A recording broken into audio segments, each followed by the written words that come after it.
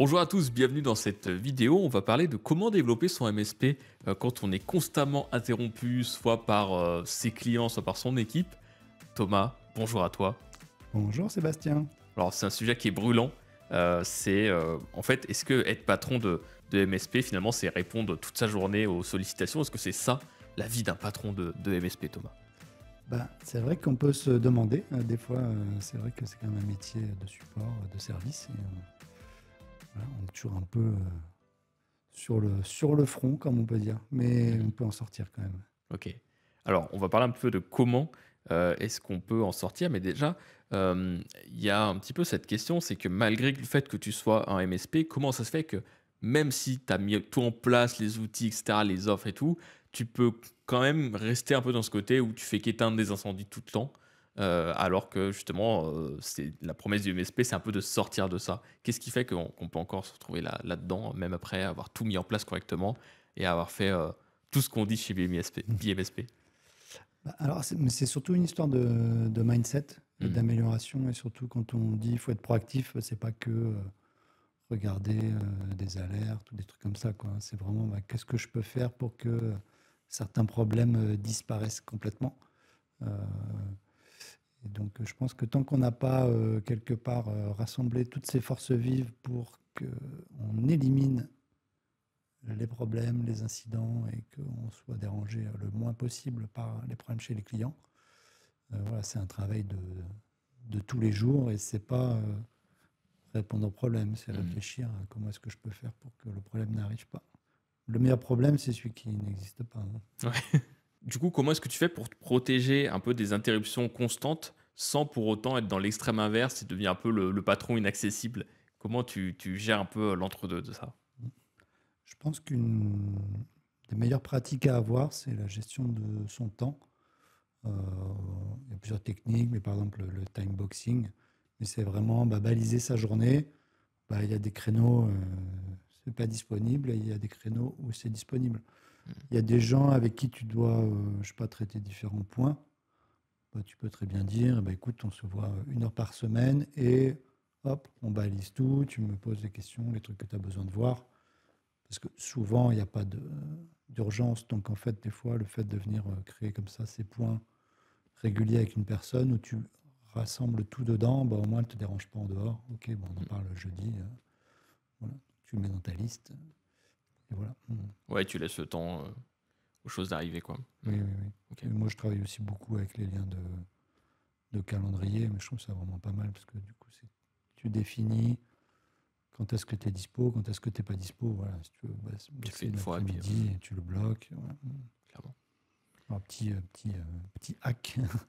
Moi, je mets toujours dans mes journées des mini-pauses Mhm. le matin et l'après-midi, mais qui fait que du coup, ça évite d'avoir des rendez-vous en continu et ça cale un peu plus les Ouais, ça te choses. met un temps de buffer un peu entre Ouais, ça te avant et fait un après. buffer forcé. Et ça te force aussi à avoir des petites pauses dans ta journée, parce que c'est vrai que des fois, tu as des journées, t'enchaînes Ah des tonnes d'appels. les Zoom marathon, ah ouais, ouais. C'est clair. Ouais, quand tu fais 5-6 Zooms dans la journée, ça commence à faire beaucoup. Ouais. C'est clair. Est-ce qu'il existe vraiment, selon toi, une méthode qui te permet d'anticiper et de limiter les interruptions au maximum, ou est-ce que c'est juste une utopie et t'en auras tout le temps de toute façon? Ah non, je pense que tu peux vraiment avoir un effet dessus. Alors moi, j'ai réalisé ça, c'était il y a très longtemps, j'étais à une conférence aux US, et il y avait l'auteur alors c'est Multitasking is a Myth, du coup, qui faisait une présentation. Moi, j'avais acheté son livre. Je crois que je l'avais Ok. même acheté à l'avance, du coup, j'avais vraiment kiffé. Et en fait, le principe de ce livre, c'est que l'homme n'est pas multitâche. Oui. Donc, Hmm. en fait, tu peux pas faire plusieurs choses en même temps. T'as l'impression de, mais en fait, il y Tu a as une fenêtre de l'impression de, chargement mais entre en les fait, deux. Et... tu fais une ou l'autre, Hmm. hein. Donc, tu fais une chose, tu fais une deuxième chose, et en fait, à chaque fois que tu passes ton attention d'une chose à une autre, tu as une taxe, on parle de Hmm. tarif. Ouais. Voilà, tu as la TVA sur le changement de tâche. Et en fait, à chaque fois que tu changes de contexte, tu perds déjà du temps, et après, quand tu reviens, tu repayes. Hmm. Tu payes à l'aller et au retour. Ah oui, attends, j'en étais où? Ah oui, attends, c'est vrai, ouais, j'avais fait ça.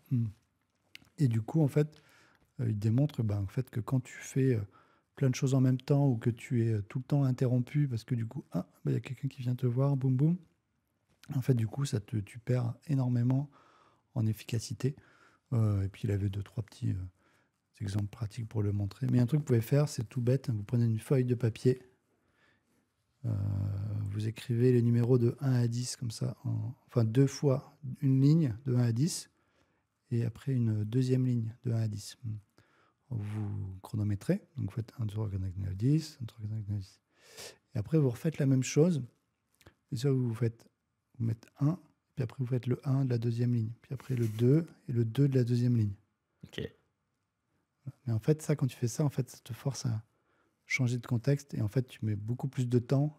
Alors, je sais pas compris, du coup, tu fais 0, 0, 1, 1, 2, 2. Ouais, c'est ça. Tu fais 1, 1, 2, 2, 3, 3. Mais tu comptes? Non, tu écris. Ouais. Ah oui, d'accord, ok. La Tu première fois, l'écris, tu écris de 1, 2, 3, 4, 5, 6, 7, 8, 9, 10. Mais et pareil puis sur la deuxième chronomètre. ligne, Ok. tu te chronomètres pour faire les deux lignes. Donc là, tu as ton temps, tu prends une autre feuille ou tu retournes la feuille, Tu peux en dessous. tu fais en dessous. Tu fais Je 1. pense que t'écris Et gros du ou coup, pas. tu écris d'abord sur la première, puis Ok. la deuxième ligne. Puis après, tu fais 1, 1, 2, 2, 3, 3, 4, 4, tac, tac. Ok. Jusqu'à 10, 10. Et là, tu te chronomètres et tu verras que tu mets plus de temps parce qu'en fait, tu as un changement de contexte quand tu changes de ligne. Donc non seulement tu es moins efficace, Oui. mais en plus tu es plus fatigué. Parce que tu dois Oui. tout le temps recharger une autre information, te remettre dedans. Ouais, faut que tu te remettes dedans, tu Mm. perds ton attention, tu perds ta concentration. Donc, Donc, c'est vraiment important de vraiment éliminer un maximum les interruptions. Tu ne pourras pas toutes les éliminer, mais il y en a quand même beaucoup que tu peux éliminer. Et moi, mon premier combat, c'est tout ce qui est notification. Ouais, c'est clair.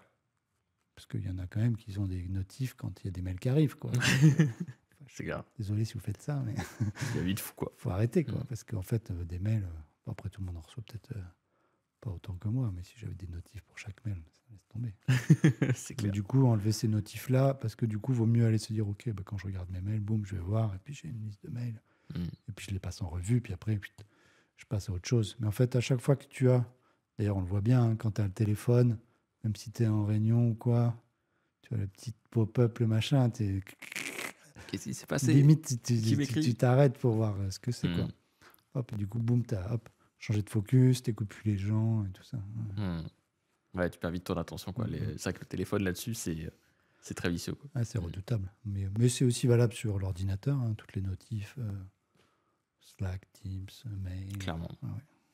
C'est très intéressant parce que nous, du coup, on travaille en remote, donc on est à distance tout le temps. Donc ça veut dire que pour se parler, finalement, on se fait des points qui sont la plupart du temps planifiés. Donc des fois, on va les planifier, on dit, faut qu'on travaille sur cette chose-là.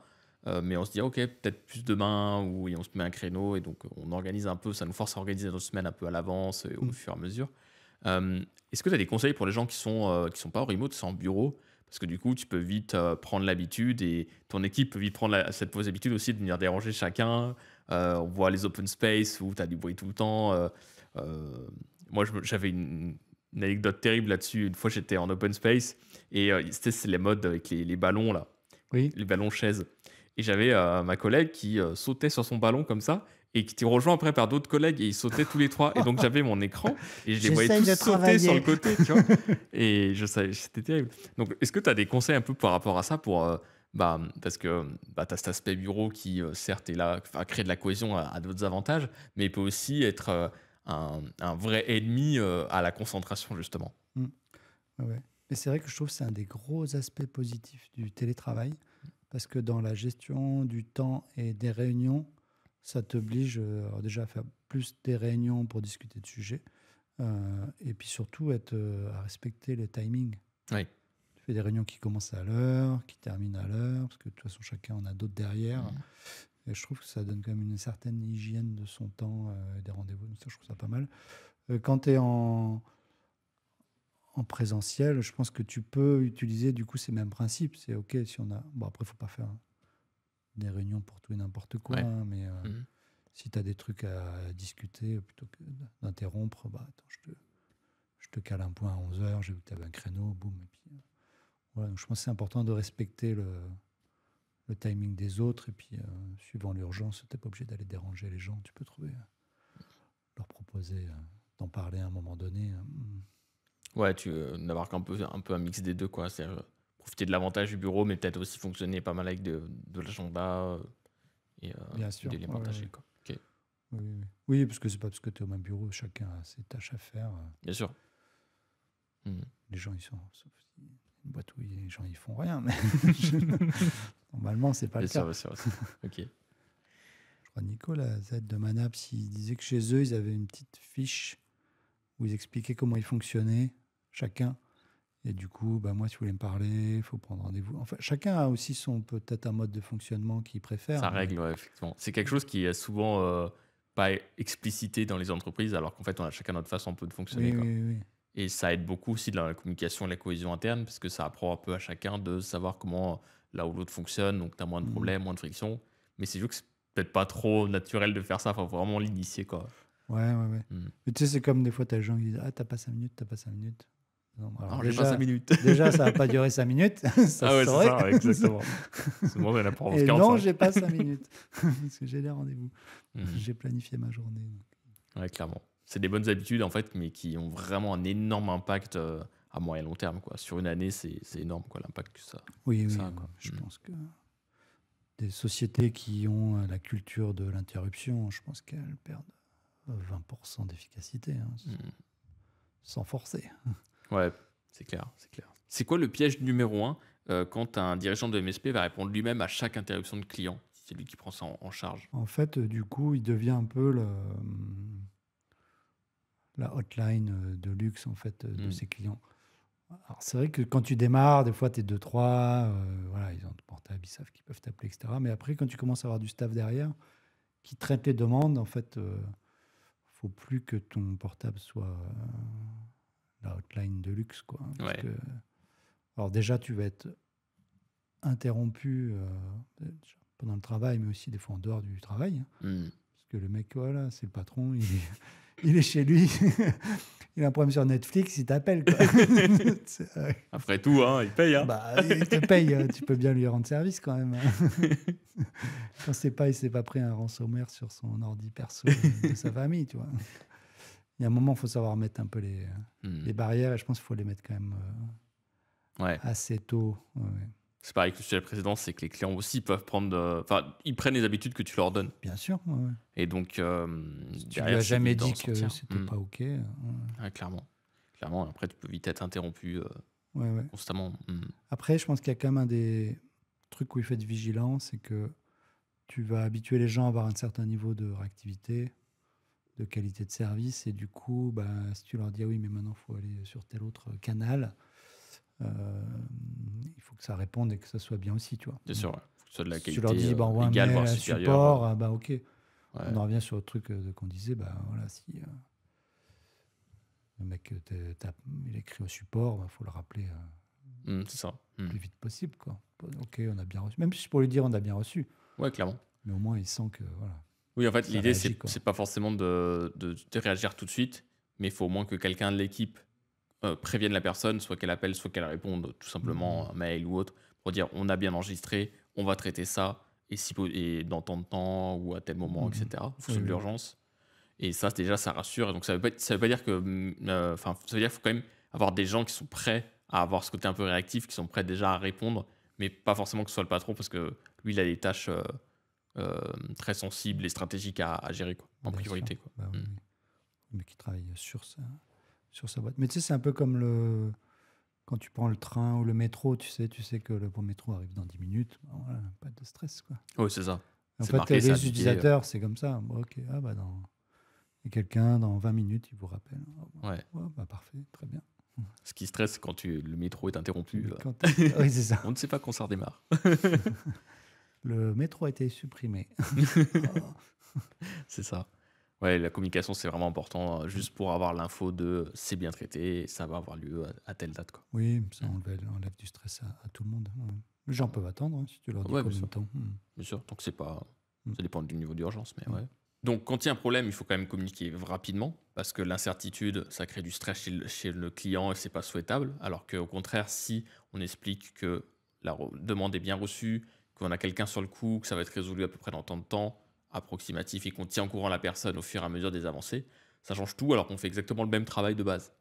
Mais du coup, il faut aussi inculquer à son équipe quand c'est pas nous qui le gérons, mais inculquer à son équipe ce côté être très réactif lorsqu'il y a quelque chose et de savoir le communiquer en face. Euh, Parce qu'on peut avoir un peu cette peur qu'il le gère mal ou trop lentement, qu'il dit oh, bah, il y a tel thé qui est arrivé, je m'en occuperai après, etc. C'est pas urgent. Ouais, exactement. Mais ce qui est des fois le cas, hein, des fois c'est pas urgent. Mais comment est-ce qu'on inculque un peu cette culture justement à ce sujet-là de bah non, on va vite, on avance vite dès et on communique surtout. Je pense que c'est pas tant la vitesse, mais c'est le sens du service client. Mhm. Hein. On est là pour s'occuper des utilisateurs de nos clients. Et après, ça va être du process. Mais effectivement, l'utilisateur, il veut qu'on le maintienne informé ou qu'il sache que sa demande n'est pas tombée dans un trou noir. Donc, du coup, bah oui, le rappeler ou en tout cas lui répondre, dire OK, c'est bien reçu. Et après, ça, c'est vraiment du process. Donc, après, on définit comment est-ce qu'on veut que les choses soient processées, traitées. Et puis, voilà, s'il faut que le client rappelle, que le tech rappelle le client, bah, faut que ça fasse partie du process. Et puis, il faut trouver quand même que les gens soient motivés par rendre service aux clients. Mhm. En fait, c'est un métier de service. Hein. Oui, clairement, clairement. On fait de la technologie, mais c'est avant tout un service qu'on rend aux entreprises pour que leur informatique tourne, qu'ils n'aient pas de soucis, que les employés aient un outil de travail qui fonctionne. Tout à fait. Des fois, il y a des clients qui appellent chez toi et qui veulent te parler à toi, le patron, absolument. Et comment tu fais pour te dépêtrer un petit peu de ça, sans passer pour quelqu'un un peu d'autant, un peu inaccessible, justement? Comment tu gères un petit peu ça? Parce que des fois, il peut être un peu insistant, quoi. Je pense que tu peux lui parler, mais surtout expliquer pourquoi est-ce que c'est pas toi qui vas s'occuper de lui, mais que ça va être quelqu'un d'autre et que maintenant tu as des équipes pour le faire. Donc après, je pense que c'est de la pédagogie, quoi.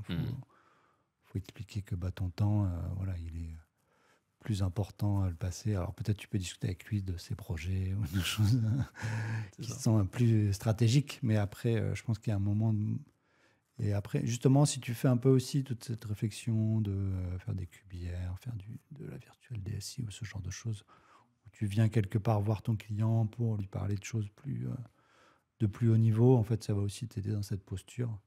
Et voilà, dire, voilà, quand tu as un problème, voilà le canal. Si vraiment il y a un truc qui ne se passe pas bien, tu peux m'appeler, mais Ouais. plutôt que ça soit l'exception que la règle. Ouais, il faut être très clair aussi Et là-dessus. puis après, je pense que si c'est un chef d'entreprise, il sait que Bien sûr. lui aussi, hein, il a aussi ses contraintes et il peut comprendre aussi quand en tant que chef d'entreprise, tu as besoin de travailler sur d'autres choses. Et quand un client est insatisfait, et c'est peut-être la raison pour laquelle il veut te parler à toi, ça c'est quelque chose par contre que tu dois prendre en compte et le rappeler très vite du coup. Oui, s'il y a quelque chose qui a mal fonctionné dans l'organisation, c'est important de l'identifier pour du coup le corriger. Je ne sais pas, ça peut être un degré d'urgence qui a été mal perçu, par exemple, tu vois. Peut-être ils ont pris la demande, ils ont pas réalisé qu'en fait le patron il part en Chine le lendemain et que voilà, faut que le programme il soit installé, quoi, tu vois, ou le VPN, tu vois. Enfin, il y a plein de trucs où effectivement ça peut sembler des choses simples, mais peut-être que dans le contexte de l'entreprise, ça peut être urgent. Ouais. Pour nous, c'est pas urgent parce que c'est une demande simple, mais pour lui, c'est important parce qu'il y a X ou Y et que du coup, il y a un impératif. Et des fois on n'a pas cette information. On l'a pas ou on l'a pas bien interprété, quoi. Ouais. Donc ça peut être ça, ça peut être voilà, des délais qui ont rallongé, on ne sait pas pourquoi, ou peut-être qu'on a mal suivi une mauvaise piste, on n'a pas bien réussi à résoudre le problème et puis on est revenu dessus, tu vois. Ou un problème qui revient, tu vois, ça peut être différentes choses. Mais à chaque fois, c'est toujours des opportunités pour s'améliorer. Ouais, tout à fait. Pour toi, avoir des interruptions constantes dans son MSP, est-ce que c'est un problème d'organisation ou est-ce que c'est un problème qui est plus profond que ça? Ça peut être un problème de culture pour moi. Ouais. Donc ça peut quand même être profond. Je pense que ça peut se corriger dans quand même beaucoup de cas, mais si c'est drivé par tout le monde et aussi par la direction ou autre, toi, si le dirigeant c'est le premier à aller interrompre tout le monde, Ouais, c'est ça. Il donne le mauvais exemple, le quoi. mauvais Mmh. exemple. Ouais, ouais. C'est vrai que la culture, c'est quelque chose qui peut vite être important de mettre en place, quoi, vraiment se poser des questions, parce qu'au départ, on démarre son entreprise, on grossit petit à petit. Si on s'est jamais vraiment posé ces questions de comment est-ce qu'on traite les différents sujets de la boîte, on peut vite inculquer un peu chacun fait un peu comme il veut, quoi. Mm, mm. Et derrière, Ouais, en il y a fait, quelque chose qui se met en la place, qui culture s'impose. Ouais, elle s'autodétermine. s'auto-détermine. Mhm. Ouais. Donc, en fait, du coup, tu n'as pas la main dessus, quoi. Mhm. C'est vrai que ces notions de valeur, moi, je fais pas mal de fois l'exercice avec des entreprises. C'est très rare qu'elles aient déjà des valeurs Ouais. identifiées, quoi. Et souvent, c'est pas trop. Parce que des fois, on se dit c'est pas un peu bullshit, quoi. On sait pas trop quoi dire. Mm. On pense aux grandes entreprises qui parlent tout le temps d'innovation, de Bienveillance. bienveillance. Puis derrière, bon, ça les incarne pas Oui, vraiment, oui. des fois. Mais du coup, comment tu les définis, toi, ces valeurs-là? Est-ce que tu y penses, est-ce que tu y penserais le plus vite possible? Euh, Comment Je tu pense que t'interprètes ça un petit ça peu? peut se revisiter, mais c'est quand même important de réfléchir à ce qu'on a envie de créer, quoi. Hmm. Ce qu'on veut véhiculer. On peut, voilà. Après, des fois, quand il n'y a pas encore elle se construit dans le temps aussi, mais on peut déjà avoir un petit ébauche et puis après, rapidement, on va pouvoir l'affiner. Puis, en général, après, ça bouge plus tellement, hein. Voilà. Mais en général, les gens, même s'ils l'ont pas formalisé, en discutant avec les dirigeants, tu arrives quand même à le J'ai une idée. sortir. C'est juste après, il faut leur sortir un peu le truc des tripes, mais C'est ça. tu les écoutes, ils parlent de leur boîte, de machin, et puis après tu fais OK, donc ouais, il y a tel élément, tel élément. Tu m'as parlé plusieurs fois de ça, tac, tac, tac. Donc après, du coup, en retravaillant ça, tu arrives à isoler un peu la Mhm. culture ou les valeurs de l'entreprise. C'est quoi une bonne valeur? Alors sans la partie jugement, mais plus une bonne valeur dans le sens, euh, qu'est-ce qui est une valeur finalement qui est utile versus une valeur qui est un peu, bon, on a dit ça, mais est-ce que ça va vraiment nous servir? Est-ce que ça s'incarne vraiment? C'est quoi selon toi Est-ce que tu es prêt qui à est une te bonne valeur? séparer d'un collaborateur qui ne respecte pas cette valeur? Ouais, toi, pour toi, c'est vraiment ça qui est le Bah ouais, plus ouais, enfin, en tout important. cas, Hmm. c'est un bon indicateur. Ouais, ouais. Ok. Ok, très clair là-dessus. Qu'est-ce qui fait que des fois, tu as des équipes qui se sentent un peu autorisées à t'interrompre n'importe quand et sans cesse? Est-ce que c'est un problème de ton équipe ou est-ce que c'est un problème de toi qui les a un peu mal drivés là-dessus? Alors souvent, c'est toi le problème, comme souvent. Après, c'est peut-être parce que tu as mal éduqué tes équipes. Et après, sinon, peut-être des choses qu'on peut voir aussi, c'est quand certains dirigeants sont beaucoup dans le contrôle absolu de tout ce qui se passe. En fait, du coup, ils gardent trop la main sur tout. Et du coup, bah, tout le monde doit toujours chercher un peu validation Ils auprès ont peur de faire d'eux, des erreurs où ils aussi. n'ont pas les Hmm. infos. Donc, ça peut être aussi ça. Et donc, après, on reparle sur des aspects de délégation, de faire confiance. Ça peut être aussi un symptôme. Ouais. Hmm, hmm, hmm. C'est quoi ta meilleure astuce de pro pour réduire drastiquement les interruptions? Enlever, je l'ai dit au début, mais c'est enlever les notifs. Ouais, pour toi, c'est le premier truc à faire. Ouais, ouais, ouais. Donc, toute notif, téléphone, ordinateur aussi. Ouais, Hmm. ordinateur, téléphone. Après, tu peux en garder quelques-unes, mais tu peux en enlever beaucoup. Ouais, ouais. Ouais. Tu peux en enlever beaucoup, et surtout ouais, sur l'ordi, les mails. Il y en a, ils ont le pop-up, le ding-ding, Les lumières qui la clignotent. petite icône, et hop. Et le pire, je trouve, c'est les gens, des fois, tu es en Zoom, tu sais, ils font du partage d'écran, et puis tu vois les pop-up des mails qui passent, ça limite leur vie privée. C'est clair. Ouais. Et c'est quoi les notifs toi que tu gardes en priorité? Bah, je dirais vraiment les communications directes. Sur mon téléphone, j'ai les SMS, Mhm. du WhatsApp, mais bon, après ça, je filtre un peu les groupes quand même. Ouais. Mais tu vois, je vais te filer un petit hack. C'est sur les SMS, par exemple, alors sur les iPhones, tu peux avoir le notif, mais ne pas afficher l'aperçu du message. Ouais, tout à fait. Donc ça, je fais ça. Parce qu'en fait, du coup, tu vois que tu as un message, mais en fait, quand tu vois le truc, tu le lis, Ouais, c'est et sûr. tu es là, oh Et tant qu'il ne te le détecte pas, il peut piège. pas forcément Ouais, le ouais. voir. Et puis tu peux aussi filtrer, c'est-à-dire que tu peux filtrer par rapport au contact. Donc Oui, par oui, oui. exemple, pour tes proches, tu Tu peux avoir des peux. contacts VIP, Ouais, voilà, voilà. tes proches ou le top client, ce Ouais, genre ouais, de ouais. choses. Mais Alors, j'avais lu dans voilà. des livres, je sais plus lequel, est-ce que c'est dans le livre rouge, je sais plus. Il faut toujours répondre à sa femme. Quand j'ai Ok. gardé. J'essaie de répondre 90% des cas. Donc toi, ça passe les filtres, tous les filtres. Ouais, c'est ça. Ouais, voilà, c'est important parce que c'est vrai que des fois, tu as besoin. En fait, des fois, ça peut être paradoxal parce que tu as besoin d'être joignable par Mm. certaines personnes, Oui. mais d'autres pas du tout. Et si on commence à n'importe qui peut te joindre, surtout avec le démarchage qu'on a aujourd'hui, par exemple, ce Ouais, genre de ça choses, devient abusé maintenant. Ouais. c'est abusé. Et en fait, c'est compliqué de trouver un peu les deux, mais du coup, Mm. c'est pour ça qu'il y a pas mal de modes de notification. Ne pas déranger ou ce genre de choses où on peut vraiment filtrer un peu en Mm. détail. Mm. Ça, c'est intéressant quoi, de Ouais, se ouais. plonger un peu dedans. Ça prend un petit peu de temps un peu de regarder tous les paramètres, mais c'est quand même quelque chose d'utile en final. Si Oui, tu le oui, fais une fois, et puis bien sûr. après, ça marche. Quoi. Et puis, ouais, et un truc aussi, ne jamais regarder ses mails le soir.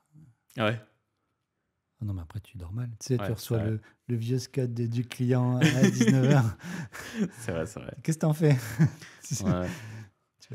Tu peux rien faire de toute façon. Donc, hop, charge mentale, t'as le mec, tu rumines le C'est truc clair. toute la nuit, tu dors pas et tout. On peut vite, en plus, développer un peu une addiction à la regarder toujours ses mails. Je sais pas si toi, si c'était déjà arrivé, mais Ouais, ouais, des ouais. fois, Ouais, je suis assez addict hein, quand même. ouais, c'est ça. Moi, comme, un peu comme les réseaux sociaux, dès qu'il y a un blanc, Oui. téléphone, mail, ou dès que je sais Mhm. pas quoi faire, moi j'ai terminé une tâche, mail, je Ouais, regarde les ouais, trucs ouais. sans.